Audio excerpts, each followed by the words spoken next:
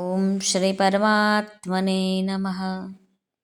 શ્રીમદ્ ભગવદ્ ગીતા અધ્યાય 13 ક્ષેત્ર ક્ષેત્રજ્ઞ વિભાગ યોગ.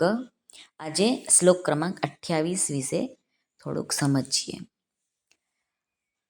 આગલા શ્લોકમાં ભગવાને કહ્યું યઃ પશ્યતિ સ પશ્યતિ. ભગવાન કહે છે કે જે આત્માને કરતા જુએ છે તે યથાર્થ જોતો નથી, પરંતુ જે પરમેશ્વરને સંભાવે બધાના આત્મામાં જુએ છે, એક સરખો આત્મા છે બધાનો એમ જુએ છે, એ જ સાચું જુએ છે. હવે ભગવાન નષ્ટ થવાવાળા બધા જ પ્રાણીઓમાં અવિનાશી એવા પરમાત્માને જોવાનું ફળ બતાવે છે. તો ચાલો આપણે શ્લોકના માધ્યમથી અને પછી ગુજરાતી ભાષાંતર અને ટૂંકું વિવેચન સાધક સંજીવનીના માધ્યમથી જાણવાનો પ્રયત્ન કરીએ.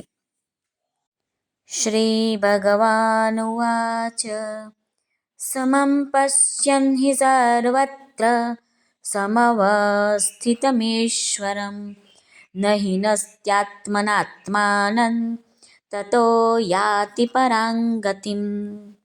શ્રી ભગવાન અર્જુનને કહે છે, જે માણસ બધાના આત્માની અંદર પરમેશ્વરને સમભાવે જુએ છે, એ પરમેશ્વરને નષ્ટ થતા નથી એવું જુએ છે, એ જ ખરું જુએ છે. કેમ કે સર્વમાં સમભાવે રહેલા પરમેશ્વરને સમ સ્વરૂપે જોતો માણસ પોતાના વડે પોતાને નષ્ટ નથી કરતો, માટે પરમ ગતિને પામે છે.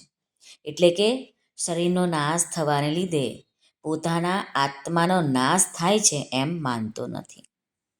રામસુખદાસજી મહારાજ કહે છે કે જે મનુષ્ય સ્થાવર જંગમ જળ ચેતન બધા જ પ્રાણીઓમાં કે ઊંચ નીચ યોનિઓમાં પણ કે ત્રણેય લોકોમાં સમાન રીતથી પરિપૂર્ણ પરમાત્માને જુએ છે, એટલે કે પરમાત્માની સાથે પોતાની અભિન્નતાનો અનુભવ કરે છે, તે પોતાના દ્વારા પોતાની હત્યા કરતો નથી. જે શરીરની સાથે તાદાત્મય કરીને શરીરના વધવાની સાથે પોતાનું વધવું અને શરીરના ઘટવાની સાથે પોતાનું ઘટવું, શરીરના બીમાર થવાથી પોતાનું બીમાર થવું અને શરીરના નિરોગી હોવાથી પોતાનું નિરોગી હોવું, શરીરના જન્મવાથી પોતાનું જન્મવું અને શરીરના મરવાથી પોતાનું મરવું માને છે, તે પોતાની જાતે જ પોતાની હત્યા કરે છે. એટલે કે પોતાને જન્મ મરણના ચક્કરમાં આપમેળે જ પોતે જ લઈ જાય છે. પરંતુ જેની દ્રષ્ટિ શરીરના તરફથી હટીને ફક્ત સર્વવ્યાપક બધાના શાસક પરમાત્માની તરફ થઈ જાય છે, પછી તે પોતાની હત્યા કરતો નથી. એટલે કે જન્મ મરણના ચક્કરમાં એને પડવું નથી પડતું. મહારાજ કહે છે કે વાસ્તવમાં પોતાની જાતને હત્યા પોતે કરી નથી શકતા, અભાવ કદી કોઈ કરી જ નથી શકતું અને પોતાનો અભાવ કદી થઈ જ નથી શકતો. પોતાનો અભાવ કરવાનું કોઈ ઈચ્છતું પણ નથી. ખરેખર નાશવાન શરીરની સાથે એકાત્મ ભાવ કરી લેવાને માટે જ પોતાની હત્યા કરવી છે, પોતાનું પતન કરવું છે અને પોતાની જાતને જન્મ મરણમાં લઈ જવી છે. માટે ભગવાન કહે છે કે આ શરીરની સાથે તમે એકાત્મ બુદ્ધિ ના રાખશો. શરીર જુદું છે અને આત્મા જુદો છે. તતો યાતિ પરાંગતિમ. શરીરની સાથે તાદાત્મય કરીને જે ઊંચ નીચ યોનિઓમાં ભટકતો હતો, વારંવાર જન્મતો અને મરતો હતો, તે જ્યારે પરમાત્માની સાથે પોતાની અભિન્નતાનો અનુભવ કરી લે છે, ત્યારે તે પરમ ગતિને પ્રાપ્ત થઈ જાય છે. એટલે કે નિત્ય પ્રાપ્ત પરમાત્માને પ્રાપ્ત થઈ જાય છે. મહારાજ કહે છે કે પરમાત્મા તત્વ બધી જ જગ્યામાં છે. બધી જ કાળ, વસ્તુ, વ્યક્તિ, પદાર્થ, ઘટનાઓ, પરિસ્થિતિ, ક્રિયાઓમાં બધામાં જ છે. આપણે એમ સમજીએ છીએ કે આ પરમાત્માને પ્રાપ્ત કરવાનું ઘણું કઠિન છે, પરંતુ એ તો સાવ સહેલું જ છે. ફક્ત આપણે એમ માનીએ કે આ હું નથી કરતો.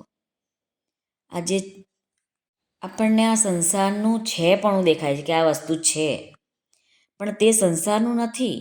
સંસાર તો એક ક્ષણ પણ સ્થિર રહેતો નથી. તેમાં પરિવર્તન જ પરિવર્તન આવ્યા કરે છે. જેવી રીતે પંખો ઝડપથી ફરે તો એક ચક્ર દેખાય, પરંતુ વાસ્તવમાં ત્યાં ચક્ર નથી, પરંતુ પંખાના પાંખિયા જ ચક્ર રૂપે દેખાય છે. એવી જ રીતે આ સંસાર નહીં હોવા છતાં પણ છે એમ આપણને લાગે છે. વાસ્તવમાં એક પરમાત્મા તત્વ જ છે અને એ જ વિદ્યમાન છે બધી જ જગ્યામાં. મહારાજ કહે છે કે વિચાર કરો કે હાલમાં જેટલા પણ શરીરો દેખાય છે, શું એ 100 વર્ષ પહેલાં હતા? અને શું એ 100 વર્ષ પછી પણ રહેશે? એ પહેલાં પણ નહોતા અને અંતમાં પણ નહીં રહે. આથી એ વચમાં પણ નથી, પરંતુ પરમાત્મા સૃષ્ટિના ઉત્પન્ન થતાં પહેલાં પણ હતા, સૃષ્ટિના લીન થયા પછી પણ રહેશે. આથી પરમાત્મા સૃષ્ટિને સમયે પણ છે તેમ પરિપૂર્ણ છે.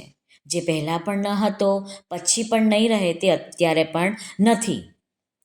આથી જે સંસારનું આ વસ્તુ છે એ પણ દેખાય છે, એ ભૂલ છે આપણી. પરમાત્મા તત્વ જ બધે છે.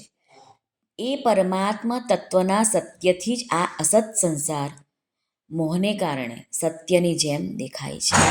આથી જે નાશવાન સંસારને ન જોઈને બધી જ જગ્યાએ સમાન રૂપથી પરિપૂર્ણ પરમાત્મા તત્વને દેખે છે, તે પોતાની આત્મા હત્યા નથી કરતો અને તે પરમ ગતિને પ્રાપ્ત થઈ જાય છે.